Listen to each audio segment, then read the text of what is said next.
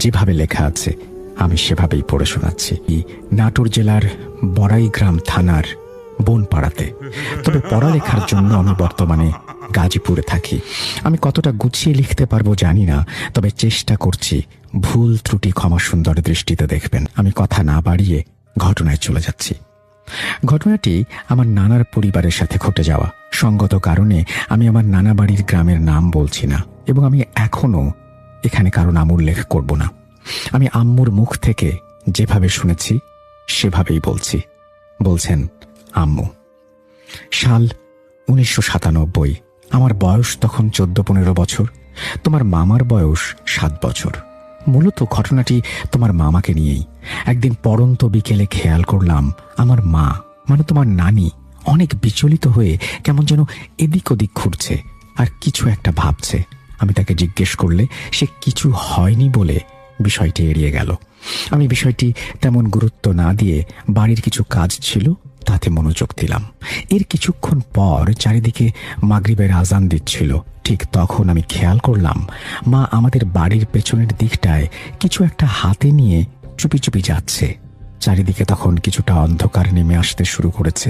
আমি কিছু না বলে মায়ের পিছু নিলাম এবং দেখলাম সে বাড়ির পেছনে পুকুর পাড়ে একটি ফজলি আমের গাছ আছে, সেখানে গাছতলায় বসে নিচু হয়ে কিছু একটা করছে। একটু ভালো করে খেয়াল করে দেখলাম সে মাটি দিয়ে গাছের গোড়ার কিছু অংশ লেপে দিচ্ছে। এর কিছুক্ষণ পর মা স্বাভাবিকভাবেই বাড়িতে চলে আসে। আমি তখন মাকে কিছু না বলে ঘরে চলে আসলাম। মাকে তখন কেমন যেন উদাসীন দেখাচ্ছিল। কিছুটা অবাক হলেও স্বাভাবিকভাবে রাতের খাওয়া দাওয়া শেষ করে আমরা ঘুমিয়ে পড়লাম। রাত 2টার দিকে আমার ঘুম ভেঙে যায়। তখন খেয়াল করি মা কিছু একটা হাতে নিয়ে বাইরের দিকে যাচ্ছে। আমি ভাবলাম হয়তোবা ওয়াশরুমে যাবে, তাই আমি আবারও ঘুমিয়ে পড়লাম। সকালে আমি মায়ের কাছে জানতে চাইলে মা আমাকে বলে, তোমার বাবাকে ডাকো, সব বলছি। বলতে বলতে তিনি শুরু করলেন, গত পরশু রাতে আমি যখন ঘুমিয়েছিলাম তখন আমি একটা অদ্ভুত স্বপ্ন দেখি। স্বপ্নটা ঠিক এরকম ছিল। দুটা জুব্বা পরিহিত মধ্যবয়স্ক খুব সুঠাম দেহি সুদর্শন পুরুষ আমাকে বলছে, তুই খুব সৎ এবং ভালো মনের একজন মানুষ, আমরা তোকে কিছু দিতে চাই। শোন, তোর বাড়ির পেছনে পুকুর পাড়ে যে আম গাছটা আছে, ওখানে গাছের নিচে কালকে সন্ধ্যায় গিয়ে আলো মাটি অর্থাৎ লাল মাটি দিয়ে সুন্দর করে লেপে দিবি। তারপর তুই ওখান থেকে চলে আসবি। এরপর রাত যখন নিশিরাত, তখন তুই কোরআন বুকে নিয়ে সেখানে যাবি। ভয় পাবি না, আল্লাহর নাম নিয়ে যাবি। তারপর তুই দেখতে পাবি ওখানে গাছের তলায় মাটি ফেটে দুটো কলস মোহর সহ বেরিয়ে এসেছে। সেখানে পাহারায় থাকবে দুটি সাপ, আর কলসির মুখে জল জল করবে দুটি চোখ। তুই ভয় না পেয়ে বিসমিল্লাহ বলে কলসিতে হাত দিবি, দেখবি সাপ দুটি চলে যাবে। তখন কলসি দুটি বাড়িতে নিয়ে আসবি, পেছনে তাকাবি না। দুটি কলসির মধ্যে একটি তুই রাখবি, অন্যটি মসজিদে দিয়ে দিবি। তোর কোনোদিন টাকা পয়সা ধন দৌলতের কোনো অভাব হবে না, কিন্তু শর্ত হলো এই কথাগুলো তুই কাউকে বলতে পারবি না, তাহলে ক্ষতি হবে। মায়ের কথা শুনে আব্বা সেখানে গিয়ে কোদাল দিয়ে মাটি খুঁড়ে দেখে সত্যিই দুটো কলস, তবে সেখানে কিছু নেই। মা এদিকে ভয়ে শেষ, তার আশঙ্কা কোনো ক্ষতি হবে কিনা। তারপর সারাদিন সব স্বাভাবিকই ছিল। রাতে হঠাৎ করে মায়ের চিৎকারে ঘুম ভেঙে যায়। আমি আর বাবা জানতে চাই কি হয়েছে, মাঝরাতে চিৎকার করছে কেন। মা বলল, ওই দুই পুরুষ আমার স্বপ্নে এসেছে আর বলছে বারণ করার সত্ত্বেও আমি কেন সব বলে দিয়েছি। এখন নাকি ওরা আমার ছেলেকে নিয়ে যাবে, এটাই শাস্তি। আমি মাকে আশ্বস্ত করে বলি কিছু হবে না। মাও শান্ত হয়ে যায়। তারপর বেশ কিছুদিন আর কিছুই হয়নি। এরপর একদিন মাঝরাতে মা হঠাৎ খেয়াল করে মামা ঘরে নেই। মা তখন আব্বাকে আর সবাইকে ডেকে তুলে বলে বিষয়টি। মা বলে, আমরা তোর মামাকে খুঁজতে শুরু করি, এতটুকু বাচ্চা ছেলে এত রাতে কোথায় গেল। মা কান্নাকাটি শুরু করলেন। আব্বা তখন হ্যারিকেন নিয়ে বেরিয়ে পড়লেন। আমার চাচারা সবাই মিলে খুঁজতে শুরু করলেন। অনেক খোঁজাখুঁজির পর সবাই ক্লান্ত হয়ে বাড়ি ফিরে আসলেন। তারপর সারা বাড়ি আবারও ভালো করে খুঁজলেন, কিন্তু কোথাও মামাকে পাওয়া গেল না। বাড়িতে তখন কান্নাকাটির রোল পড়ে গেছে। কিছুক্ষণ পর ফজরের আজান দিয়ে ঘটল এক অদ্ভুত ঘটনা। উঠানের দিকে খেয়াল করতেই সবাই দেখল মামা সেখানে দাঁড়িয়ে। সবাই গিয়ে তাকে জিজ্ঞেস করলো সে কোথায় গিয়েছিল, কিন্তু কোনো কথাই বলছিল না মামা, শুধু তাকিয়েছিল। এরপর মা দোয়া দরুদ পড়ে ফুঁ দিয়ে তাকে ঘুম পাড়িয়ে দেন। সকাল 9টার দিকে ঘুম ভাঙে মামার এবং মা জানতে চান কাল রাতে কি হয়েছিল। তখন মামা বলে, মা, আমাকে তো সাদিকুল এসে বল খেলতে ডেকে নিয়ে গিয়েছিল। আমি তখন ওর পিছু পিছু যাচ্ছিলাম আর ও আমাকে ওই কবরস্থানের দিকে নিয়ে যাচ্ছিল। তারপর আমার আর কিছু মনে নেই। ঘুম ভেঙে দেখি আমি বিছানায়। কি করে এলাম কিচ্ছু জানি না। মা তখন বলল, এত রাতে বল খেলতে ডাকতে আসে কেউ? তারপর মামার সেই বন্ধু সাদিকুলকে জিজ্ঞেস করা হলো। সে বলল, কই না তো, আমি তোকে ডাকিনি। তারপর আমার মামাকে মসজিদের হুজুরের কাছে নিয়ে গেলে উনি তাকে কিছু ঝাড়ফুঁক করেন আর বলেন ওর উপর খারাপ জিনের নজর পড়েছে, ওকে সাবধানে রাখবেন। তারপর একটি তাবিজও দিয়ে দিলেন আর বললেন তাবিজটি যেন শরীর থেকে না খোলা হয়। তারপর আর কিছু হয়নি। কেটে গেছে অনেকগুলো বছর। সবই স্বাভাবিক। মামার বিয়ে হয়, একটা ছেলে আছে। ছেলের বয়স যখন 1 বছর, তখন একটা অদ্ভুত ঘটনা ঘটেছে। বাকিটা তুমিও তো জানো, বাকিটা তুমি নিজেই দেখেছ। হ্যাঁ, ঘটনা ওখানেই শেষ নয়। বাকিটা আমি দেখেছি নিজের চোখে। বাকিটা আমি নিজেই বলছি। আমি সেদিন নানিদের বাড়িতে ছিলাম। হঠাৎ মাঝরাতে মামির ডাকাডাকিতে ঘুম ভাঙে। সবাই জানতে চায় কি হয়েছে। মামি তখন বলে মামা নাকি 1 ঘন্টা আগে কোথাও বেরিয়ে গেছে, এখনো ফিরে আসেনি। নানা তখন মামাকে খুঁজতে বের হন। অনেক জোরে জোরে মামাকে ডাকেন, কিন্তু কোনো সাড়া পান না। অনেক সময় কেটে যায়। তারপর খুঁজতে খুঁজতে চারিদিক থেকে ভেসে আসে ফজরের আজানের পবিত্র ধ্বনি। নানা তখন কবরস্থানের পাশে রাস্তা দিয়ে মামাকে জোরে জোরে ডাকতে ডাকতে যাচ্ছিলেন। হঠাৎ খেয়াল করলেন একটা পুরনো কবরে কিছু একটা দেখা যাচ্ছে। নানা কাছে গিয়ে টর্চের আলো দিয়ে দেখেন মামা অচেতন হয়ে কবরের পাশে পড়ে আছে। নানা সবাইকে ডেকে ধরাধরি করে মামাকে বাড়ি নিয়ে আসে। শরীরে অনেক জ্বর, শরীরের বিভিন্ন অংশে আঁচড়ের দাগ, যা থেকে তাজা রক্ত বের হচ্ছে। নানি আর মামি ক্ষতস্থান পরিষ্কার করে ঔষধ লাগিয়ে দেন। সকাল গড়িয়ে দুপুরে মামার ঘুম ভাঙে, গায়ে প্রচণ্ড জ্বর। কি হয়েছিল জানতে চাইলে মামা বলেন, আমি ঘরে ঘুমিয়েছিলাম, কি হয়েছিল ঠিক জানি না। আমি ঘুমের ঘোর কাটতেই দেখি আমি একটি কবরস্থানে। বাড়ির দিকে আসতে চেষ্টা করছিলাম, ঠিক তখনই সাদা কাপড় পরিহিত 2 জন অবয়ব এসে জোর করে আমাকে এই ভাঙা কবরের মধ্যে নামানোর চেষ্টা করে। তাদের সাথে ধস্তাধস্তি হয় অনেক। আমি শরীরের সর্বোচ্চ শক্তি দিয়ে দৌড় দিতে চেষ্টা করি। যত দোয়া দরুদ জানি সব পড়তে শুরু করি, কিন্তু তাদের শক্তি এত বেশি ছিল যে আমি আর পেরে উঠছিলাম না। আব্বার ডাক আমার কানে যাচ্ছিল, তবে আমি সাড়া দিতে পারিনি। মুখ থেকে কোনো আওয়াজ বের হচ্ছিল না। তবে কবরের মধ্যে যেই না নামাতে যাবে, ঠিক তখনই কানে ভেসে আসে ফজরের আজান। তারপর আমার আর কিছু মনে নেই। আমি তখনই সেন্সলেস হয়ে যাই। এইটুকু বলে মামা থামলেন। নানি বলল, হয়তোবা এই ঘটনার সাথে অনেক বছর আগের সেই ঘটনার কোনো যোগসূত্র আছে। সাদা কাপড় পরিহিত 2 জন মানুষ তো তিনি স্বপ্নে দেখেছিলেন, এরা হয়তো তারাই। তারপর মামাকে ঝাড়ফুঁক দিয়ে একটা তাবিজ দেয়া হয়। তারপর থেকে এখন পর্যন্ত আর কিছু হয়নি। এই ছিল আমার ঘটনা। ভালো লাগলে শেয়ার করবেন। তারপরে তিনি তার মোবাইল নাম্বার শেয়ার করেছেন। থ্যাংক ইউ ভেরি মাচ আপনার ঘটনার জন্য। আশা করছি আপনার এই ঘটনা যারা শুনলেন তাদের ভালো লেগেছে। আমরা চলে যাব আমাদের পরবর্তী ঘটনায়।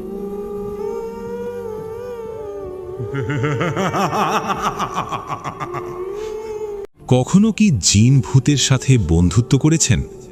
আজকের ঘটনাটি এই রকমই, জিনের সাথে বন্ধুত্ব। শেষ পর্যন্ত কি হলো শুনতে থাকুন। বন্ধুত্ব কথাটি শুনে ঘটনাটি শুনতে শুরু করলাম। লাস্টে এই রকম ভয়ানক পরিণতি হবে ভাবতেও পারিনি। শুরু করছি আপনাদের জন্য। পুরনো বাড়িটার প্রতি আমার আকর্ষণ ছিল না কোনোদিন। বাবা বদলির চাকরি করতেন বলে আমাদের প্রায়ই বাসা বদলাতে হতো। কিন্তু এবারেরটা কেমন যেন অন্যরকম। মফস্বল শহরের এক প্রান্তে প্রায় পরিত্যক্ত একটা এলাকা, চারপাশে বড় বড় গাছপালা, আর তার মাঝখানে আমাদের দোতলা বাড়িটা যেন বহু বছরের একাকিত্ব নিয়ে দাঁড়িয়ে আছে। বাবা কম দামে পেয়েছিলেন বলেই হয়তো কিনে নিয়েছিলেন। বাড়ির আগের মালিক নাকি বিদেশে চলে গেছেন, তাই জলের দরে বিক্রি করে দিয়েছেন।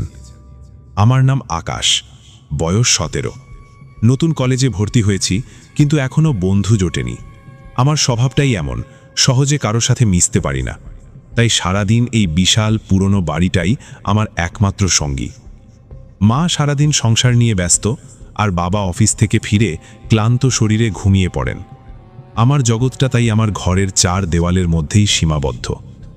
ঘরটা দোতলার কোণায়, বিশাল একটা ঘর, যার এক পাশে বড় একটা জানালা। সেই জানালা দিয়ে বাইরের ঘন গাছপালা দেখা যায়।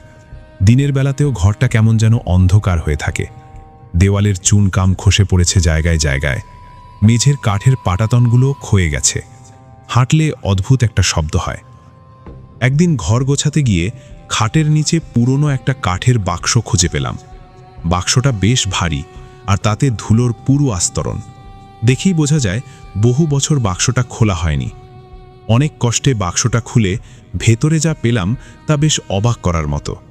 কিছু পুরনো দিনের খেলনা, একটা ভাঙা চশমা, আর তার নিচে একটা ডায়েরি। ডায়েরিটার মলাট চামড়ার, আর তাতে কালির আঁচড়ে একটা নাম লেখা, নীল। পাতাগুলো হলদে হয়ে গেছে, আর কেমন একটা স্যাঁতস্যাঁতে গন্ধ। কৌতূহলবশত আমি ডায়েরিটা খুললাম। প্রথম কয়েকটা পাতায় হিজিবিজি লেখা, তেমন কিছু বোঝা যায় না। কিন্তু তারপর থেকে বেশ গোছানো হাতের লেখায় নীল তার জীবনের কথা লিখেছে। ডায়েরি পড়ে জানতে পারলাম নীলও আমার মতোই একটা ছেলে ছিল। সেও আমার মতো একা ছিল। তার বাবা মা তাকে সময় দিতে পারতেন না। সে তার একাকিত্ব দূর করার জন্য অদ্ভুত সব কাজ করত। ডায়েরির পাতায় পাতায় তার নিঃসঙ্গতার হাহাকার যেন জীবন্ত হয়ে উঠেছিল। পড়তে পড়তে আমার মনে হচ্ছিল আমি যেন আমার নিজের প্রতিচ্ছবি দেখছি। সেদিন রাত থেকেই ঘটনাগুলোর শুরু। আমি ডায়েরিটা পড়ছিলাম, তখন হঠাৎ করেই ঘরের বাতিটা একবার জ্বলে উঠেই নিভে গেল। আমি তেমন পাত্তা দিলাম না, ভাবলাম পুরনো বাড়ির ওয়্যারিংয়ের সমস্যা। কিন্তু কিছুক্ষণ পর মনে হলো আমার ঘাড়ে কেউ যেন ফিসফিস করে কিছু বলল। এতটাই মৃদু সেই স্বর যে আমি ঠিকমতো শুনতেও পেলাম না। চমকে পেছনে ফিরে তাকালাম, কিন্তু কেউ ছিল না। সারা ঘরে পিনপতন নীরবতা। আমি কিছুটা ভয় পেলেও মনকে বোঝালাম এটা আমার মনের ভুল।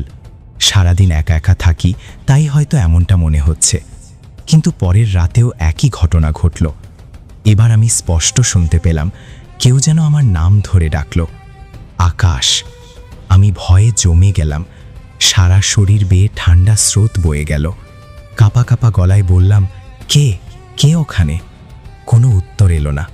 কিন্তু ঘরের কোনায় রাখা চেয়ারটা সামান্য নড়ে উঠল। আমার হৃৎপিণ্ডটা যেন গলার কাছে চলে এলো। আমি দৌড়ে ঘর থেকে বেরিয়ে যেতে চাইলাম, কিন্তু পা দুটো যেন মেঝের সাথে আটকে গেছে। তখনই সেই ফিসফিসে গলাটা আবার শোনা গেল, ভয় পেও না, আমি তোমার বন্ধু হতে এসেছি। আমি অবাক হয়ে বললাম, বন্ধু? কিন্তু আমি তো তোমাকে দেখতে পাচ্ছি না।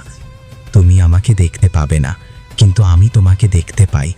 আমি তোমার সব কথা জানি। আমার ভয়টা ধীরে ধীরে কৌতূহলে পরিণত হলো। বললাম, তুমি কে? আমি নীল। নামটা শুনেই আমার বুকের ভেতরটা ছ্যাদ করে উঠল। ডায়েরির সেই ছেলেটা। আমি বললাম, কিন্তু তুমি তো। আমার কথা শেষ হওয়ার আগেই সে বলল, হ্যাঁ, আমি আর বেঁচে নেই, কিন্তু আমার আত্মাটা এই বাড়িতেই রয়ে গেছে। তুমি আমার ডায়েরিটা খুঁজে পেয়েছো, তাই আমি তোমার সাথে যোগাযোগ করতে পারলাম। আমার বিশ্বাস হচ্ছিল না। ভূতের গল্প অনেক শুনেছি, কিন্তু বাস্তবে এমন কিছুর সম্মুখীন হব তা কখনো ভাবিনি। আমি চুপ করে রইলাম। নীল আবার বলল, তুমি খুব একা, তাই না? আমার মতো। আমি তোমার একাকিত্ব দূর করে দেব। আমরা খুব ভালো বন্ধু হব। একটা অদৃশ্য সত্তার সাথে বন্ধুত্ব, ব্যাপারটা অদ্ভুত হলেও আমার কেন জানি ভালো লাগলো। সারাদিন একা একা থাকতে থাকতে আমি ক্লান্ত হয়ে পড়েছিলাম। কারো সাথে কথা বলার জন্য মনটা ছটফট করত, তাই আমি রাজি হয়ে গেলাম। এরপর থেকে আমার আর নীলের মধ্যে বন্ধুত্বটা গভীর হতে থাকলো। সে সারাদিন আমার সাথে কথা বলতো, আমি আমার কলেজের গল্প, আমার ভালো লাগা মন্দ লাগার কথা তাকে বলতাম। সেও তার জীবনের গল্প শোনাতো, কিভাবে সে একা একাই বাড়িতে থাকতো, কিভাবে তার বাবা মা তাকে অবহেলা করত, সব বলতো।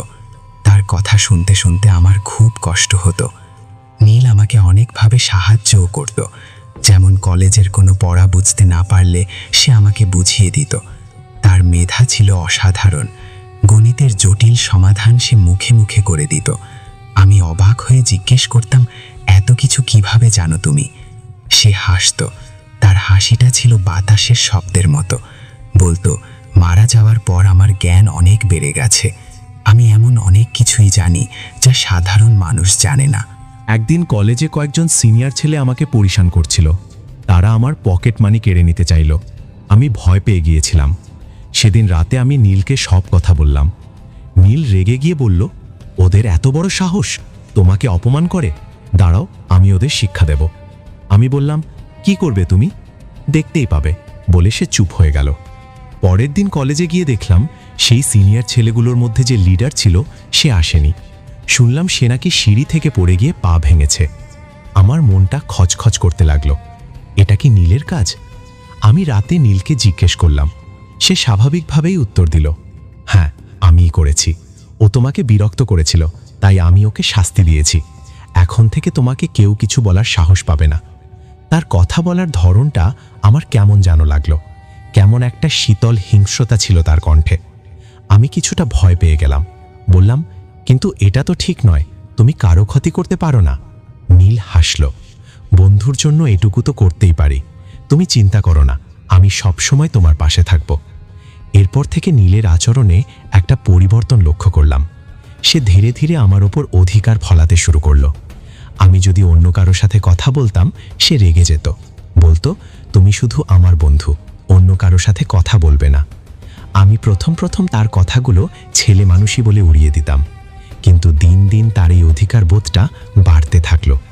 একদিন আমি কলেজের এক মেয়ের সাথে নোটস নিয়ে কথা বলছিলাম। মেয়েটার নাম ছিল স্নিগ্ধা, বেশ শান্ত আর ভদ্র মেয়ে। আমাদের মধ্যে কিছুক্ষণ কথা হয়েছিল। সেদিন রাতে নীল আমার ওপর প্রচণ্ড রেগে গেল। ঘরের জিনিসপত্র নিজে থেকেই নড়াচড়া করতে শুরু করলো। বই খাতাগুলো টেবিল থেকে নিচে পড়ে গেল। আমি ভয় পেয়ে বললাম, কি হয়েছে নীল, এমন করছো কেন? তার কণ্ঠটা হিস হিসে শোনালো। ওই মেয়েটার সাথে তুমি কি কথা বলছিলে? আমি বললাম, ও তো আমার সহপাঠী, নোটস নিয়ে কথা বলছিলাম। মিথ্যা কথা, আমি সব দেখেছি। তুমি ওর দিকে তাকিয়ে হাসছিলে। আমি তোমাকে বলেছি না তুমি অন্য কারোর সাথে কথা বলবে না, তুমি শুধু আমার। তার কথা শুনে আমার গা শিউরে উঠল। এটা কেমন বন্ধুত্ব? আমি বললাম, দেখো নীল, তুমি আমার বন্ধু, কিন্তু তার মানে এই নয় যে আমি আর কারো সাথে কথা বলতে পারবো না। এটা আমার ব্যক্তিগত ব্যাপার। আমার কথা শুনে সে যেন আরও রেগে গেল। ঘরের বাতিগুলো দপদপ করে জ্বলতে নিভতে শুরু করলো। জানালার কাঁচগুলো কাঁপতে লাগলো। আমার মনে হচ্ছিল পুরো বাড়িটা যেন থরথর করে কাঁপছে। নীলের কণ্ঠস্বর এবার আরও ভয়ঙ্কর শোনালো। ব্যক্তিগত ব্যাপার? আমার সাথে বন্ধুত্ব করার পর তোমার আর কোনো ব্যক্তিগত ব্যাপার থাকতে পারে না।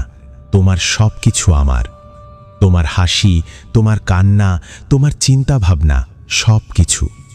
তুমি যদি আমার কথা না শোনো, তাহলে তার ফল কিন্তু খুব খারাপ হবে। সেই রাতে আমি ভয়ে ঘুমাতে পারলাম না। আমার মনে হতে লাগলো আমি একটা ভয়ঙ্কর ফাঁদে পা দিয়েছি। এটি বন্ধুত্ব নয়, এটি একটা অদৃশ্য কারাগার। নীল আমাকে তার অদৃশ্য শিকলে বেঁধে ফেলতে চাইছে। পরের দিন আমি কলেজে স্নিগ্ধার সাথে আবার কথা বললাম। ইচ্ছে করেই বললাম। আমি দেখতে চেয়েছিলাম নীল কি করতে পারে। আমি যখন স্নিগ্ধার সাথে কথা বলছিলাম, তখন হঠাৎ করে স্নিগ্ধা চিৎকার করে উঠল। সে বলল, তার ঘাড়ে কেউ যেন ঠান্ডা হাত দিয়ে চেপে ধরেছে, কিন্তু আশেপাশে তো কেউ ছিল না। স্নিগ্ধা ভয়ে দৌড়ে পালিয়ে গেল। আমি বুঝতে পারলাম এটা নীলের কাজ। আমার শরীরটা ভয়ে ঠান্ডা হয়ে গেল। আমি দৌড়ে বাড়ি ফিরে এলাম। ঘরে ঢুকে চিৎকার করে বললাম, নীল, তুমি এটা কি করলে? তুমি ওকে ভয় দেখালে কেন? ঘরের ভেতর থেকে নীলের অট্ট হাসি ভেসে এলো। সেই হাসি এতটাই ভয়ঙ্কর ছিল যে আমার বুকের ভেতরটা কেঁপে উঠল। এটা তো শুধু শুরু। এরপর থেকে যেই তোমার কাছাকাছি আসার চেষ্টা করবে, তার পরিণতি আরও ভয়াবহ হবে। তোমাকে আমার কাছ এগে কেউ কেড়ে নিতে পারবে না আকাশ, কেউ না। আমার মনে হলো আমার নিঃশ্বাস বন্ধ হয়ে আসছে। আমি দৌড়ে ঘর থেকে বেরিয়ে যেতে চাইলাম, কিন্তু দরজাটা নিজে থেকেই সশব্দে বন্ধ হয়ে গেল। আমি দরজায় ধাক্কা দিতে লাগলাম, কিন্তু কোনো লাভ হলো না। নীলের কণ্ঠস্বর আমার কানের কাছে বেজে উঠল। কোথায় যাচ্ছ বন্ধু? আমাদের তো এখনো অনেক কথা বাকি। আমি অসহায়ভাবে মেঝের ওপর বসে পড়লাম। আমার চোখ দিয়ে জল গড়িয়ে পড়ল। আমি বুঝতে পারছিলাম আমি আর একা নই। আমার সাথে এমন একজন আছে যে বন্ধুত্বের নামে আমার জীবনটাকে নরকে পরিণত করতে চলেছে। এই অদৃশ্য বন্ধুর হাত থেকে আমার মুক্তি নেই। সে আমাকে তার অন্ধকার জগতে টেনে নিয়ে যাচ্ছে, যেখানে আলো পৌঁছায় না, যেখানে শুধু নিঃসঙ্গতা আর ভয়। আমার মনে হলো আমার চারপাশের দেয়ালগুলো যেন ধীরে ধীরে আমার দিকে এগিয়ে আসছে, আমাকে পিষে ফেলার জন্য। আমি জানি না আমার ভাগ্যে কি লেখা আছে, কিন্তু এটুকু বুঝতে পারছিলাম এই বন্ধুত্বের পরিণতি হতে চলেছে খুব ভয়াবহ। দরজাটা বাইরে থেকে নয়, ভেতর থেকেই যেন অদৃশ্য এক শক্তি দিয়ে বন্ধ করে দেওয়া হয়েছে। আমি পাগলের মতো দরজায় ধাক্কা দিতে লাগলাম, চিৎকার করে ডাকতে লাগলাম, মা, বাবা, দরজাটা খোলো। কিন্তু আমার গলা দিয়ে যেন স্বর বেরোচ্ছিল না, ফিসফিসানির মতো শোনাচ্ছিল। ঘরের ভেতর নীলের সেই শীতল অট্ট হাসি প্রতিধ্বনিত হচ্ছিল, দেয়াল থেকে দেয়ালে ধাক্কা খাচ্ছিল। হাসিটা যেন আমার মগজের ভেতরে ঢুকে যাচ্ছিল, আমার প্রত্যেকটা স্নায়ুকে অবশ করে দিচ্ছিল। ওরা তোমাকে শুনতে পাবে না আকাশ। নীলের কণ্ঠস্বর এবার আমার ঠিক পেছনে। ঘাড়ে ওর শীতল নিঃশ্বাস অনুভব করলাম আমি। আমার সারা শরীর ভয়ে জমে গেল। একটা লোমকূপও বাকি রইল না যা ভয়ে কাটা দিয়ে ওঠেনি। আমি পেছনে ঘোরার সাহস পেলাম না, চোখ বন্ধ করে ফেললাম। আমরা বন্ধু, তাই না? ওর স্বরটা নরম শোনালেও তার ভেতরের হিংস্রতাটা স্পষ্ট। বন্ধুরা একে অপরকে ছেড়ে কোথাও যায় না, তুমিও আমাকে ছেড়ে কোথাও যেতে পারবে না। সেই রাতটা ছিল আমার জীবনের সবচেয়ে ভয়ঙ্কর রাত। আমি দরজার পাশেই মেঝেতে বসে রইলাম, আর নীল সারা রাত ধরে আমার সাথে কথা বলতে লাগলো। তার কথায় কোনো বিরতি ছিল না। সে তার শৈশবের কথা, তার একাকিত্বের কথা, তার কষ্টের কথা এমনভাবে বর্ণনা করছিল যেন সে আমার সহানুভূতি চায়। কিন্তু তার বলার ভঙ্গিতে এমন একটা শীতলতা ছিল যা আমাকে আরও বেশি ভয় পাইয়ে দিচ্ছিল। মাঝে মাঝে সে হঠাৎ করেই রেগে যাচ্ছিল, ঘরের জিনিসপত্র শূন্যে ভাসিয়ে দিচ্ছিল। আমার পড়ার টেবিলের ল্যাম্পটা সশব্দে দেয়ালে লেগে চুরমার হয়ে গেল। বইয়ের তাক থেকে বইগুলো এমনভাবে মেঝেতে আছড়ে পড়ছিল যেন কেউ ছুঁড়ে মারছে। পুরো ঘরটা ছিল তার রাগের বহিঃপ্রকাশের মঞ্চ, আর আমি ছিলাম তার একমাত্র দর্শক। ভোরের আলো ফোটার সাথে সাথে ঘরের উপদ্রব কিছুটা শান্ত হলো। দরজাটাও খুলে গেল নিজে থেকেই। আমি টলতে টলতে ঘর থেকে বেরিয়ে এলাম। আমার চোখ লাল, শরীর কাঁপছে। সারা রাত এক ফোঁটাও ঘুমাতে পারিনি। মা আমাকে দেখে চিন্তিত মুখে এগিয়ে এলেন। কিরে, তোর এই অবস্থা কেন? শরীর খারাপ? আমি মরিয়া হয়ে উঠলাম। ভাবলাম এবার আমাকে বলতেই হবে। আমি মায়ের হাত ধরে প্রায় কেঁদে ফেললাম। মা, এই বাড়িতে কিছু একটা আছে। এই বাড়িটা ভালো না, চলো আমরা এখান থেকে চলে যাই। মা আমার কপালে হাত রেখে বললেন, কী সব বলছিস? তোর কি জ্বর এসেছে? না মা, আমি সত্যি বলছি। আমার ঘরে। আমি পুরোটা বলতে পারলাম না। কিভাবে বোঝাবো যে আমার সাথে একটা অদৃশ্য সত্তা বাস করে, যে নিজেকে আমার বন্ধু বলে দাবি করে, কিন্তু আসলে সে এক ভয়ঙ্কর দানব। বাবাও ততক্ষণে চলে এসেছেন। আমার কথা শুনে তিনি ধমক দিয়ে উঠলেন, বাজে কথা বলবে না। নতুন জায়গায় এসেছো, মানিয়ে নিতে সময় লাগছে। এসব মনের ভুল। পড়াশোনায় মন দাও, সব ঠিক হয়ে যাবে। আমি বুঝতে পারলাম ওরা আমার কথা বিশ্বাস করবে না, উল্টো আমাকেই পাগল ভাববে। আমি হতাশ হয়ে নিজের ঘরে ফিরে এলাম। ঘরে ঢুকতেই নীলের কণ্ঠস্বর শুনতে পেলাম, দেখলে তো, কেউ তোমার কথা বিশ্বাস করবে না। এই পৃথিবীতে আমি ছাড়া তোমার আর কোনো বন্ধু নেই আকাশ, শুধু আমি। আমার চারপাশের পৃথিবীটা যেন ধীরে ধীরে ছোট হয়ে আসছিল। কলেজ, বন্ধু, পরিবার সব কিছু থেকে আমি বিচ্ছিন্ন হয়ে যাচ্ছিলাম। নীল আমার জগৎটাকে শুধু এই একটা ঘরের মধ্যে সীমাবদ্ধ করে ফেলছিল। কলেজে যাওয়া আমার জন্য এক বিভীষিকায় পরিণত হলো। আমি কারো সাথে কথা বলতে পারতাম না, কারো দিকে তাকাতে পারতাম না। আমার মনে হতো নীল সব সময় আমার সাথে ছায়ার মতো লেগে আছে, আমার প্রত্যেকটা পদক্ষেপ লক্ষ্য করছে। যদি ভুল করে কারো সাথে হেসে কথা বলতাম, সেদিন রাতে তার ভয়ঙ্কর রূপ দেখতে হতো। একদিন লাইব্রেরিতে বসে পড়ার চেষ্টা করছিলাম। স্নিগ্ধা আমার পাশে এসে বসল, তার চোখে ভয় আর জিজ্ঞাসা।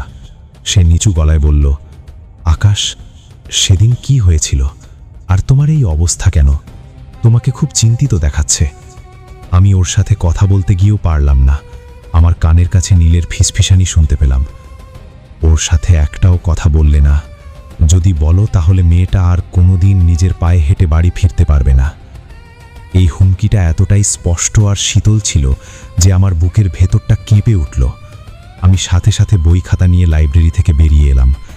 পেছন থেকে স্নিগ্ধার অবাক হওয়া ডাক আমি শুনতে পেলাম, কিন্তু থামার সাহস পেলাম না।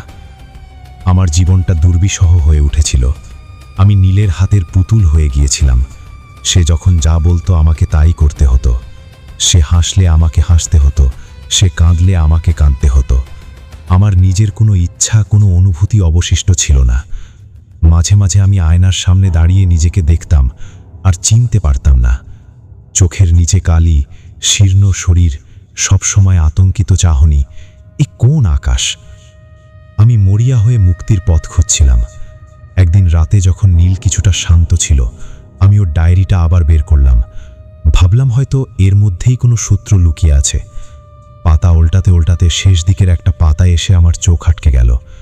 সেখানে কালির আঁচড়ে কিছু অদ্ভুত চিহ্ন আঁকা, আর নিচে লেখা, ওরা আমাকে মুক্তি দেবে না, এই দেয়ালই আমার কবর। আমার আত্মা এখানে আটকে থাকবে। আমার যা কিছু প্রিয় তাও আমার সাথেই থাকবে, চিরদিনের জন্য। লেখাটা পড়ে আমার সারা শরীর ঠান্ডা হয়ে গেল। আমার যা কিছু প্রিয় তাও আমার সাথেই থাকবে, এই কথাটার মানে কি? তার মানে কি এই যে সে আমাকেও তার মতো এই বাড়িতে আটকে রাখতে চায় চিরদিনের জন্য? আমার ভয়টা এবার আতঙ্কের রূপ নিল। আমি বুঝতে পারলাম নীল শুধু নিঃসঙ্গ নয়, সে অত্যন্ত আত্মকেন্দ্রিক এবং হিংস্র প্রকৃতির ছিল। সে যা ভালোবাসত তাকে নিজের সম্পত্তি ভাবত। আমি এখন তার সেই প্রিয় বস্তুতে পরিণত হয়েছি। আমি ডায়েরিটা লুকিয়ে ফেলার চেষ্টা করলাম, কিন্তু সেটা আমার হাত থেকে নিজে থেকেই ছিটকে গিয়ে ঘরের কোণায় পড়ল। নীলের কণ্ঠস্বর শোনা গেল, ওটা পড়ে কি ভাবছো? ভাবছো তুমি আমার কাছ থেকে মুক্তি পেয়ে যাবে? কোনোদিনও না আকাশ, তুমি আমার, শুধু আমার। এরপর থেকে তার অত্যাচার আরও বেড়ে গেল। সে আমাকে ঘুমোতে দিত না।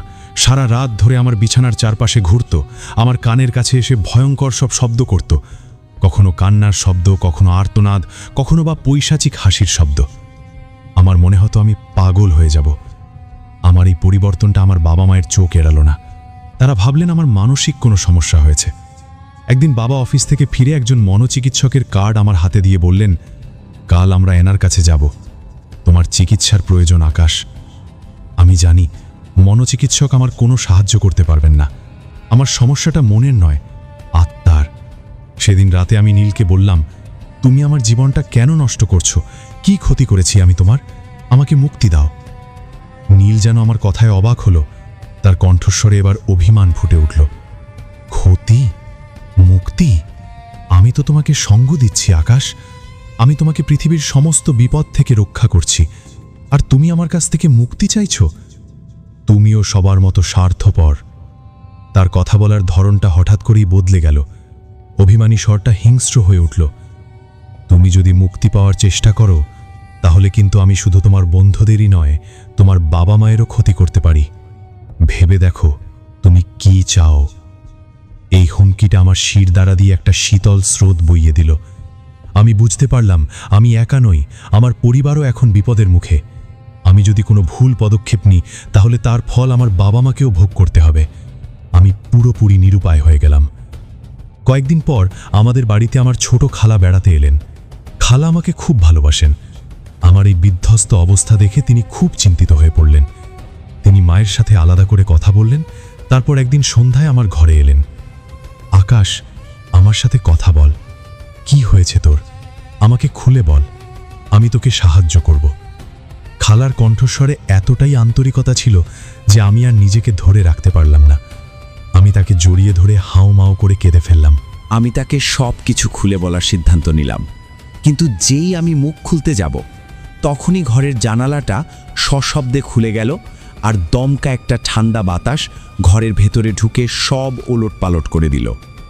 খালার হাত থেকে চায়ের কাপটা পড়ে গিয়ে ভেঙে গেল। তিনি ভয় পেয়ে চিৎকার করে উঠলেন। ঘরের বাতিটা নিভে গেল। নিকষ কালো অন্ধকারে আমি স্পষ্ট অনুভব করলাম নীল আমার আর খালার মাঝখানে এসে দাঁড়িয়েছে। তার উপস্থিতি এতটাই শক্তিশালী ছিল যে ঘরের তাপমাত্রা হুট করে অনেক কমে গেল। আমার দাঁতে দাঁত লেগে ঠকঠক করে কাঁপতে শুরু করলো। খালা ভয় পেলেও আমাকে ছাড়লেন না। তিনি তার ব্যাগ থেকে একটা ছোট রূপোর বাক্স বের করলেন। বাক্সটা খুলতেই একটা মিষ্টি সুগন্ধ ছড়িয়ে পড়ল। তিনি কাঁপা কাঁপা হাতে বাক্সটা আমার সামনে ধরে বললেন, ভয় পাস না আকাশ, আমার সাথে থাক। কিন্তু তার কথা শেষ হওয়ার আগেই একটা ভয়ঙ্কর ঘটনা ঘটল। দেওয়ালের উপর টাঙানো বড় আয়নাটা প্রচণ্ড শব্দে ফেটে চুরমার হয়ে গেল। কাঁচের টুকরোগুলো ঘরের চারদিকে ছড়িয়ে পড়ল। একটা বড় টুকরো ছিটকে এসে খালার কপালে লাগলো। ফিনকি দিয়ে রক্ত বেরিয়ে এলো। খালা যন্ত্রণায় চিৎকার করে মেঝেতে বসে পড়লেন। আমি ভয়ে আর আতঙ্কে জমে গিয়েছিলাম। অন্ধকারে আমি নীলের বিজয়ের হাসি শুনতে পেলাম।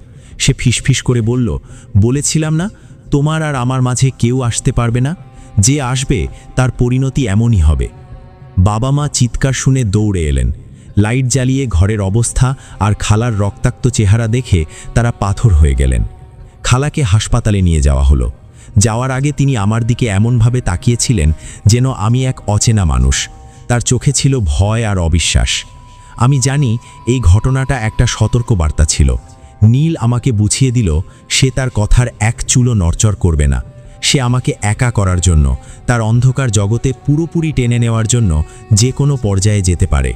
আমার কারণে আমার প্রিয়জনেরা আঘাত পাচ্ছে, এই চিন্তাটা আমাকে কুড়ে কুড়ে খেতে লাগলো। আমি এক জীবন্ত নরকের বাসিন্দা হয়ে গেলাম, যেখান থেকে বেরোনোর কোনো পথ আমার জানা নেই। এই অদৃশ্য বন্ধুর ভয়ঙ্কর ভালোবাসা আমাকে ধীরে ধীরে মৃত্যুর দিকে ঠেলে দিচ্ছিল। আমি বুঝতে পারছিলাম খুব শীঘ্রই এমন কিছু ঘটতে চলেছে যা আমার কল্পনারও বাইরে। খালার কপালের তাজা রক্ত আমার স্মৃতির পাতায় স্থায়ীভাবে এঁকে দেওয়া একটা ভয়ঙ্কর ছবির মতো গেঁথে গেল।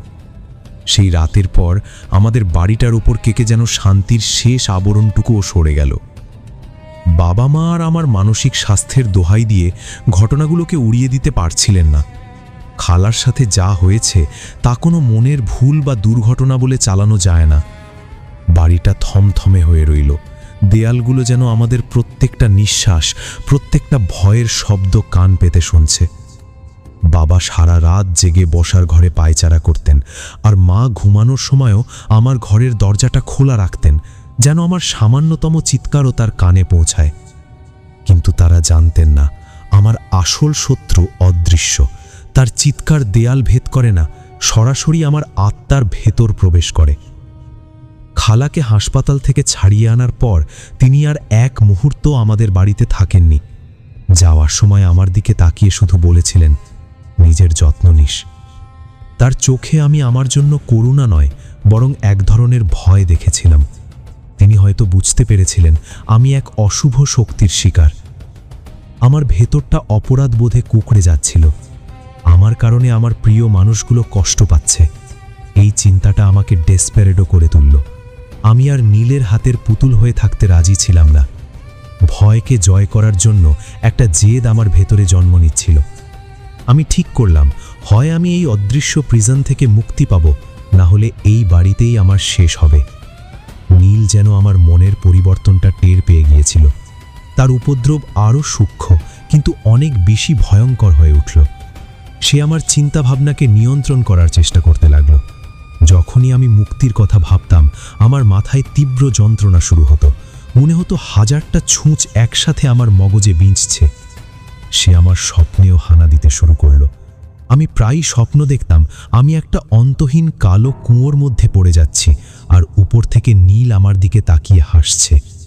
কিন্তু আমি হাল ছাড়লাম না। আমি জানতাম আমার মুক্তির পথ নীলের ডায়েরিটার মধ্যেই কোথাও লুকিয়ে আছে। একদিন দুপুরে যখন বাড়ির সবাই ঘুমাচ্ছিল, আমি খুব সাবধানে ডায়েরিটা বের করলাম। আমার শরীর ভয়ে কাঁপছিল। মনে হচ্ছিল নীল যে কোনো মুহূর্তে আমার উপর ঝাঁপিয়ে পড়বে। আমি দ্রুত পাতা উল্টাতে লাগলাম। শেষ পৃষ্ঠার সেই লেখাটা, এই দেয়ালই আমার কবর, আমার মাথায় ঘুরপাক খাচ্ছিল। দেয়ালি কবর, এর মানে কি? আমি ঘরের চারদিকের দেয়ালগুলোর দিকে তাকালাম। পুরনো চুনকাম খসে পড়া দেয়াল। কোনো একটা দেয়ালে কি কোনো রহস্য লুকিয়ে আছে? আমি উঠে গিয়ে প্রত্যেকটা দেয়ালে টোকা দিতে শুরু করলাম। খাটের পেছনের দেয়ালটায় টোকা দিতেই শব্দটা কেমন যেন ফাঁপা শোনালো। অন্য দেয়ালগুলোর শব্দের চেয়ে এটা আলাদা। আমার বুকের ভেতরটা ধড়াস করে উঠল। আমি দেয়ালটার সামনে হাঁটু গেড়ে বসলাম। খুব কাছ থেকে লক্ষ্য করতেই একটা জিনিস আমার চোখে পড়ল। দেয়ালের নিচের দিকে মেঝে থেকে কয়েক ইঞ্চি ওপরে প্লাস্টারের মধ্যে একটা প্রায় অদৃশ্যমান আয়তাকৃতিকার দাগ, যেন এখানে কোনো দরজা বা ছং ছিল যা পরে প্লাস্টার দিয়ে বন্ধ করে দেওয়া হয়েছে। আমার বুঝতে বাকি রইল না আমি সঠিক জায়গায় এসে পৌঁছেছি। কিন্তু এখন আমি কি করব? এই দেয়াল ভাঙার মতো শক্তি বা সরঞ্জাম আমার কাছে নেই, আর ভাঙতে গেলেই যে ভয়ঙ্কর পরিস্থিতির সৃষ্টি হবে তা ভাবতেই আমার শরীর হিম হয়ে আসছিল। সেদিন রাতে আমার নিশ্চিন্তটা আমি নিয়েই ফেললাম। যা হওয়ার হবে, শেষ চেষ্টাটা আমাকে করতেই হবে। বাবা গ্যারেজে কিছু পুরনো যন্ত্রপাতি রাখতেন। সেখান থেকে আমি একটা ভারী হাতুড়ি লুকিয়ে আমার ঘরে নিয়ে এলাম। হাতুড়িটা খাটের নিচে লুকিয়ে আমি সুযোগের অপেক্ষা করতে লাগলাম। হাতুড়ি দিয়ে কি ভূতকে তাড়ানো যায় সেটা ভুলে গিয়েছিল আকাশ। অবশেষে আকাশদের বাড়িতে একটা হুজুর আসলেন এবং আকাশকে একটি তাবিজ দিয়ে চলে গেলেন এবং তার বাবাকে বললেন যত তাড়াতাড়ি সম্ভব আকাশকে এখান থেকে দূরে পাঠিয়ে দিন। তারপর কিছুদিন পর আকাশকে বিদেশে পাঠানো হয় এবং এখন পর্যন্ত আকাশ বিদেশ থেকে আসেনি এবং আসবেও না, সেই সিদ্ধান্ত নিয়েছেন আকাশ। ঘটনাটি কেমন লাগলো? যদি ভালো লাগে তাহলে অবশ্যই লাইক দেবেন এবং কমেন্ট বক্সে জানিয়ে যাবেন। সবাই ভালো থাকবেন, সুস্থ থাকবেন। আল্লাহ হাফেজ। চলুন এখন চলে যাই পরবর্তী একটি ভয়ানক ঘটনায়।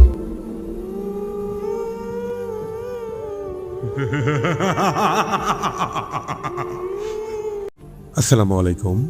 এখন আমি আপনাদের সামনে যেই ঘটনাটি বলতে শুরু করেছি, এই ঘটনাটি যার সাথে ঘটেছে তিনি নিজেই আমাদের সাথে শেয়ার করেছেন। আর ঘটনাটি অনেক মর্মান্তিক, রোমান্টিক, প্রেম এবং ভয়ের। ঘটনাটি ঘটেছে 2001 সালে এবং বর্তমান এখনও ঘটনাটি চলমান অবস্থায়। শুনতে থাকুন, সমস্ত কিছু বুঝতে পারবেন। শহরের একটি নির্জন প্রান্তে ছিলেন একটি ছেলে এবং তার একটি বৃদ্ধ মা। ছেলেটার নাম ছিল রাজু। ছেলেটা খুবই সৎ এবং পরিশ্রমী ছেলে। রিক্সা চালাইতো। ঠিক ফজরের আজান দেওয়ার পর ফজরের নামাজ পড়ে রিক্সা নিয়ে বের হতো। এশার নামাজ পড়ে সেই রিক্সা নিয়ে বাসায় আসতো। যেই টাকা ভাড়া মারত সেই টাকা দিয়ে তার সংসার চালাইতো। তার বৃদ্ধ মা অসুস্থ, ওষুধের খরচ এবং সংসারে খরচ রিক্সা ছেলেই বের করতেন রাজু। রাজু এমন একটা ছেলে, যদি কেউ ভাড়া বেশি দিত তাহলে আল্লাহর কাছে তার জন্য দোয়া করত, এবং যদি কেউ ভাড়া কম দিত খুশি মনে মেনে নিয়ে চলে আসতো। কারোর সাথে গণ্ডগোল, ঝগড়া এসব কিছু রাজু করতো না। কেননা রাজুর মা সবসময় একটা কথাই বলতো, বাবা তুই সত্যের পথে থাকবি, সত্য দেখে কখনো ভয় করবি না, ইনশাআল্লাহ তোর জীবনে সমস্ত কিছু ভালো হবে। মার কথা লক্ষ্য করে রাজু সব সময় ওইভাবেই চলতো। তিনি রিক্সা চালাইতো। একদিন হঠাৎ করে তার সাথে একটি ঘটনা ঘটে অলৌকিকভাবে। রাজু বুঝতেও পারেনি, স্বপ্নেও ধারণা করেনি তার জীবনের সাথে এরকম ভয়ানক একটি ঘটনা ঘটবে। রাজু রিক্সা চলে এশার নামাজ পড়ে বাসা থেকে, মসজিদ থেকে বের হয়েছে। এরই মাঝে প্রচুর ঝড় বৃষ্টি শুরু হয়েছে। আকাশে মেঘ, কালো হয়ে গেছে সব কিছু, আর গাছপালা সব কিছু বাতাসে নড়াচড়া করতে শুরু করছে এবং এমনভাবে ঝড় বইতে শুরু করছে মনে হয় গাছের ডালের মাথা একেবারে ঢলে এসে রাস্তায় পড়বে। রাজু কেমন করে যাবে বুঝতে পারে না। তখন অল্প একটু দাঁড়িয়ে থাকে। হালকা যখন বৃষ্টি পড়তে শুরু হয় কিন্তু ঝড় একটু কমে যায়, কিন্তু বৃষ্টি ঠিক পড়তেছে, তখন রাজু ভাবে এখন ভিজে ভিজেই বাসার দিকে যেতে হবে। বাসায় যাওয়ার পথে দেখে একটা মোড়ে রাস্তার কোণে একটা মেয়ে দাঁড়িয়ে আছে, সাদা জামা পরে রাজু দেখে চেয়ে আছে। রাজু তখন ওই মেয়ের কাছে যায় রিস্কা নিয়ে, যেয়ে বলে, আপু, এত রাতে আর এই ঝড় বৃষ্টির মধ্যে আপনি এখানে একা কেন দাঁড়িয়ে আছেন? তখন ওই মেয়েটা বলে, আমি একটি জায়গায় যাব, গাড়ি পাচ্ছি না, এই জন্য দাঁড়িয়ে আছি। তখন রাজু বলে, আপনি একটা মেয়ে, আমি চাই না আপনি এখানে বিপদে পড়েন, চলুন আমি আপনাকে পৌঁছে দিয়ে আসতেছি। হ্যাঁ, এই কথাটা বলার পরে কিন্তু রাজু ওই মেয়েটার যখন চোখের দিক চেয়ে থাকে তখন চোখটা অস্বাভাবিক, কোনো সাধারণ মানুষের মতো না। তখন অথচ বৃষ্টি পড়তেছে, মনে হচ্ছে ওই মেয়েটার শরীরের কোনো কাপড় ভিজেইনি, এরকম মনে হচ্ছে। রাজু এতটা তরাপ্প করলো না, তখন রিস্কাতে উঠতে বলল। রিস্কাতে ওঠে এবং রাজু যেতে শুরু করে। তখন অল্প একটু এগিয়ে যাওয়ার পর রাজু বলে, আপুমনি, আপনি কোথায় নামবেন? তখন ওই মেয়েটা বলে, সামনে কবরস্থানে নামবো আমি। তখন রাজুর ভয়ে লোম খাড়া হয়ে ওঠে, আর রাজু বলে, এত রাতে আপনি ওখানে কেন যাবেন? তখন ওই মেয়েটা কোনো কথা বলে না। রাজু তখন অন্যরকম একটা ভয় সৃষ্টি হয়েছে, কেননা এই কবরস্থানে সন্ধ্যার পর কেউ যায় না, এত নিরিবিলি আর ভয়ঙ্করভাবে অন্ধকার নেমে আসে। রাত হলে ঝিঝি পোকার ডাক এবং বাতাসের শনশন শব্দ আসে ওই কবরস্থানের পাশ থেকে। রাজু মনে সাহস নিয়ে যেহেতু রিস্কায় তুলেছে, যেতেই হবে। অল্প একটু যাওয়ার পরে রাজু বলে, আপুমনি, কিছু মনে না করলে একটা কথা বলি, এত রাতে আপনার এখানে কি কাজ? কিন্তু পিছন থেকে কোনো কথা আসে না। রাজু কোনো কিছু বলার জন্য চেষ্টা করে না। তখন রাজু রিস্কা চালিয়ে কবরস্থানের গেটে চলে যায়। যাওয়ার পর দেখে অস্বাভাবিকভাবে গেটের দরজাটা খোলা। তখন রাজু দাঁড়িয়ে বলে, আপুমনি, চলে যাচ্ছি, আপনি এখন নামেন। তখন এই কথা বলার পর রাজু যখন পিছনের দিক তাকাইছে তখন দেখে ওই মেয়েটা রিস্কায় নেই। তখন রাজু খুঁজতে শুরু করে, খুঁজতে খুঁজতে ভয়ে তখন তার হাত পা থরথর করে কাঁপতে শুরু করছে। তার ভাড়া না দিয়ে, কিছু না বলে ওই মেয়েটা উধাও হয়ে গেছে, কোথায় গেল কিছু বুঝতে পারে না। এদিকে কবরস্থানের দরজাটা খোলা। তখন কবরস্থান সোজা একটা কবরে দেখে সাদা সাদা ধোঁয়া এবং আলো বের হয়েছে। তখন এই আলোটা দেখে রাজু আস্তে আস্তে কবরের দিক চলে যায়। ভয়ে ভয়ে পা মনে হয়ে উঠতেছে না, ধীরে ধীরে ধীরে চলে যায় কবরের কাছে। যাওয়ার পর কবরের পাশে দেখে ওই মেয়েটা ওখানে দাঁড়িয়ে আছে। তখন ওই মেয়েটা বলে, রাজু, তুমি ভয় করো না, আমি তোমার কোনো ক্ষতি করব না, আমি খারাপ না, আমি তোমায় লক্ষ্য করি এবং দীর্ঘ অনেক দিন ধরে আমি তোমায় দেখি। রাজু অবাক হয়ে যায়, বলে, বলেন কি, আপনি আমাকে দেখেন? তার মানে আপনি এখানে আছি, আপনি আগে থেকে আমাকে লক্ষ্য করে দেখছেন? বলতেছে, হ্যাঁ, তুমি অনেক ভালো মানুষ, তুমি নামাজ পড়ো, তুমি সৎ, তুমি তোমার বৃদ্ধা মাকে তুমি সেবা করো, তোমার মতো মানুষ আমি আমার জীবনে এরকম ভালো মানুষ দেখিনি। এই জন্য দেখতে দেখতে আমি তোমার প্রেমে পড়ে গেছি। আমি কোনো মানুষ না, আমি হচ্ছে জিন কন্যা। আমি তোমার প্রেমে, তোমার ভালোবাসায় আমি তোমার সাথে কাছে চলে যাচ্ছি। এ কথা বলার পরে হঠাৎ রাজু বলে, না, এটা তো কোনো সম্ভব হয় না, কেন আপনার জগৎ ভিন্ন, আমার জগৎ ভিন্ন। তখন জিন কন্যা বলে, আমার জগৎ ভিন্ন, তোমার জগৎ ভিন্ন, কিন্তু মন তো একটাই, মনের ভালোবাসা তো একটাই। এ কথা বলার সাথেই কবরস্থানের সাইড থেকে দমকা হাওয়ার বাতাস চলে আসে।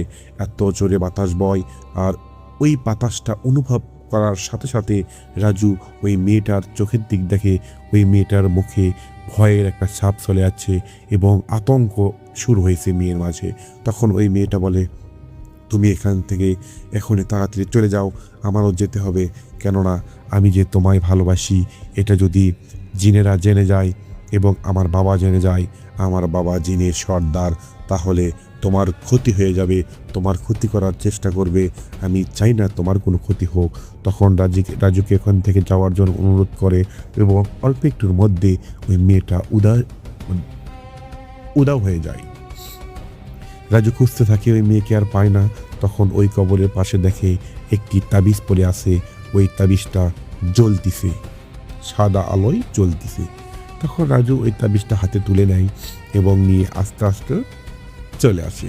কিন্তু হাতে যখন তাবিজ নেয় ওই হাত থেকেও মনে হয় আলো বের হচ্ছে। আসার পর দরজায় ঠকঠক করে দরজাটা খোলার পর দেখে তার মা জেগে আছে। তখন তার মা বলে, বাবা এত দেরি হলো কেন? তখন রাজু বলে, মা আমি বৃষ্টি তো এই জন্য আমি রাস্তায় আটকে গেছিলাম, এই জন্য একটু পর দেরি হলো। তখন রাজু মনে মনে বলে, এইসব কিছু যদি আমার মাকে বলি তাহলে আমার মা ভয় করবে, কেননা আমার তো। তখন রাজু ওই তাবিজটা আর মাকে দেখায় না, তাবিজটা নিয়ে রুমের মধ্যে চলে যায়।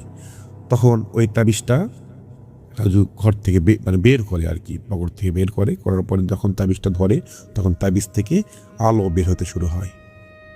তখন হঠাৎ করে ওই ঘরের একটা কোণায় দেখে ওই জিন কন্যা এসে হাজির। তখন রাজুকে বলতেছে, আমি তোমায় অনেক ভালোবাসি, আমি চাই তোমার সাথে সারা জীবন থাকতে, তুমি কি চাও না?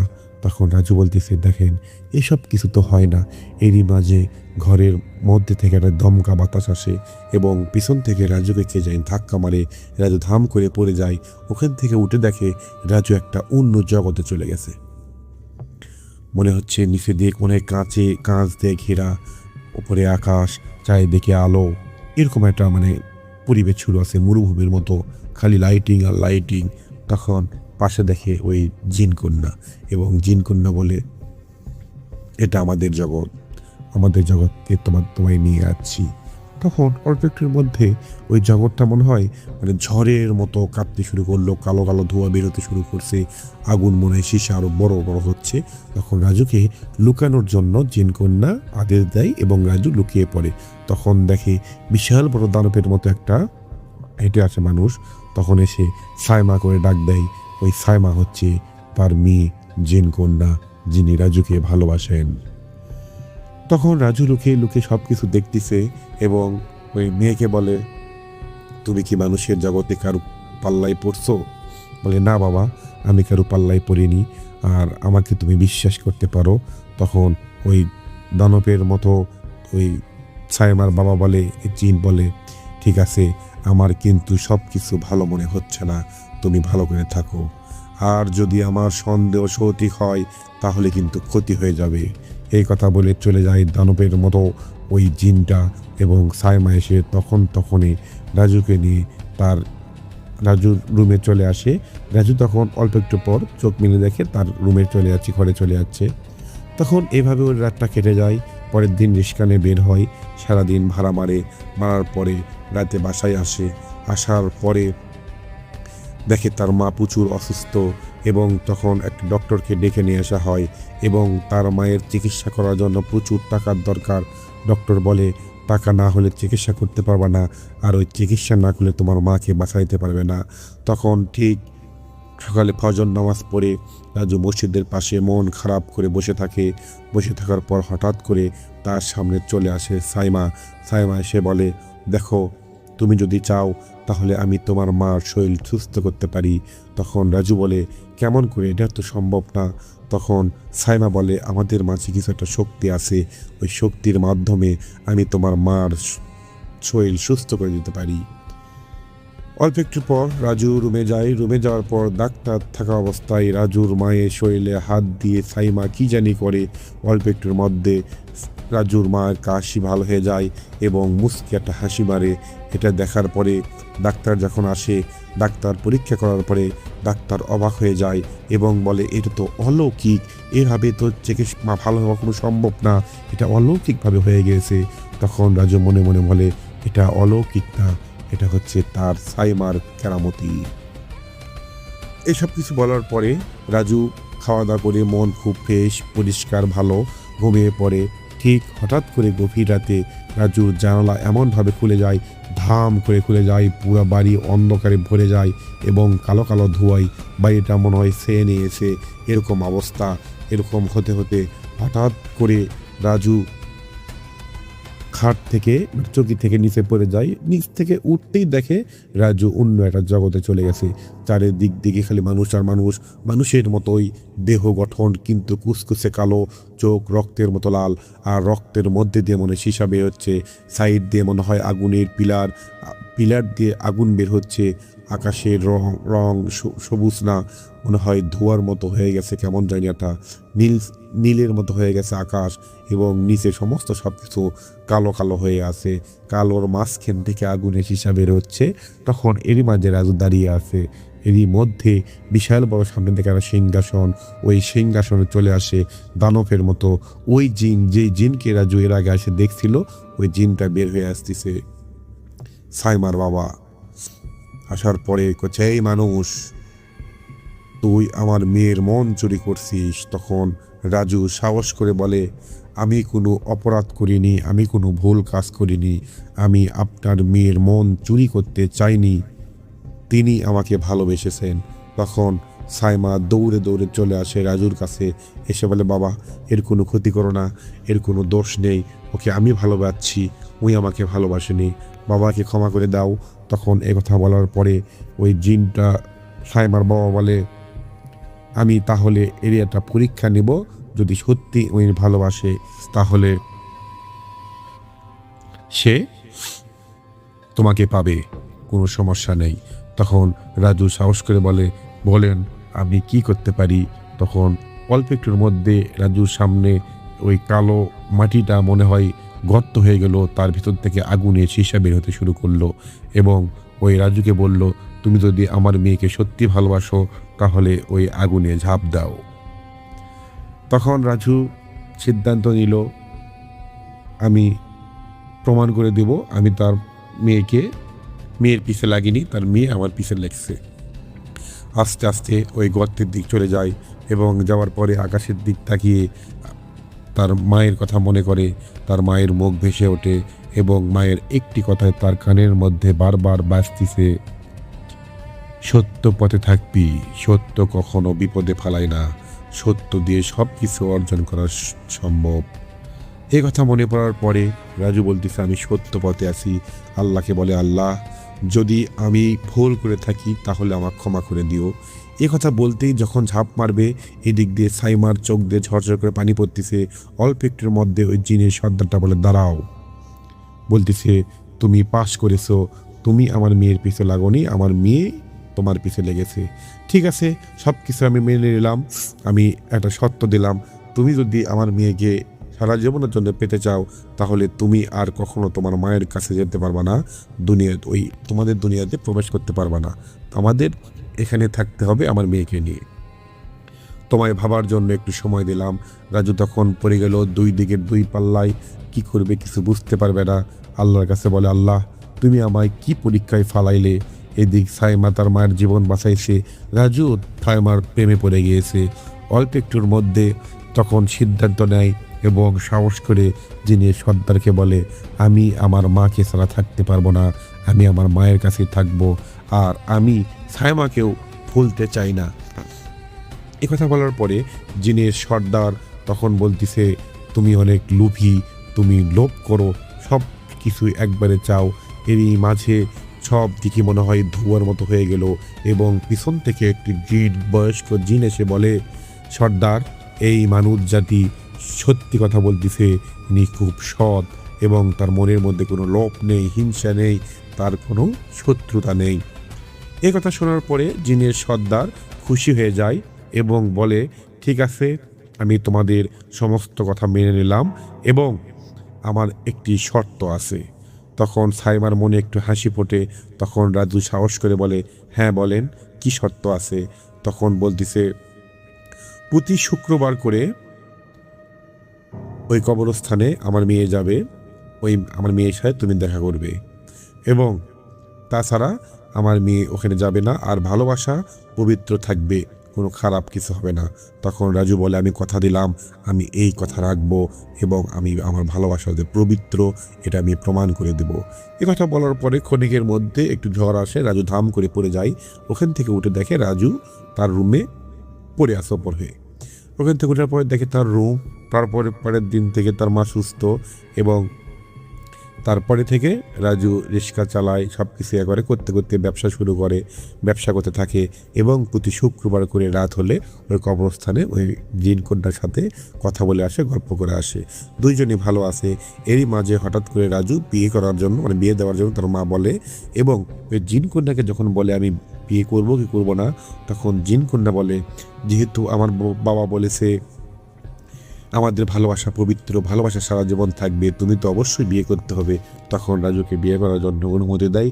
রাজু বিয়ে শাদী করে এবং সংসার করতেছে। তার বউ ওই জিন কন্যার বিষয়ে সমস্ত কিছু জানে এবং ওই মাঝে মাঝে ওই জিন কন্যা ও তার বইয়ের কাছে এসেও দেখা দিয়েছিল এবং রাজু মাঝে মাঝে কবরস্থানে যায় দেখা করে আসে, কথা বলে। তাদের সম্পর্ক, তাদের বাচ্চা আছে, বউ আছে রাজুর, এবং ওই জিন কন্যার সাথে তিনি এখনও কথা বলে। এভাবে তার জীবন কাটতেছে। তার মৃত্যুর আগ পর্যন্ত মনে হয় এরকম করে জীবন কাটবে। জিন জাতীয় অনেক ভালো আছে, ভালোবাসলে দূর থেকেও ভালোবাসা যায়। ভালোবাসা এমন একটা জিনিস যেটা কাছে যে ছোঁয়া, ধরা, সব কিছু করলেই যে ভালোবাসা হয় এটা বড় কথা না। ভালোবাসা মন থেকে হয়। যত দূরে থাকুন না কেন, মন থেকে ভালোবাসা হলে সারা জীবন সে ভালোবাসা থাকে। রাজুর জন্য দোয়া করি এবং রাজুর এখন আর্থিক সব কিছু ভালো। রাজুর মা ইন্তিকাল করেছেন, রাজুর বউ বাচ্চা নিয়ে রাজু তাকে বাড়িঘর করেছেন। রাজু এখন রিক্সা চালায় না, তিনি ব্যবসা করেন এবং সাধারণ মানুষের মতো জীবনযাপন করেন। সবাই এই রাজুর জন্য এবং দোয়া করবেন। সবাই ভালো থাকবেন, সুস্থ থাকবেন। ঘটনাটি এখানেই শেষ করে দিয়েছেন রাজু নিজে আমাদের এই ঘটনাটি উল্লেখ বলেছেন আর কি। সবাই ভালো থাকবেন, সুস্থ থাকবেন। ঘটনাটি ভালো লাগলে কমেন্ট বক্সে জানিয়ে যাবেন। ধন্যবাদ সবাইকে। আসসালামু আলাইকুম।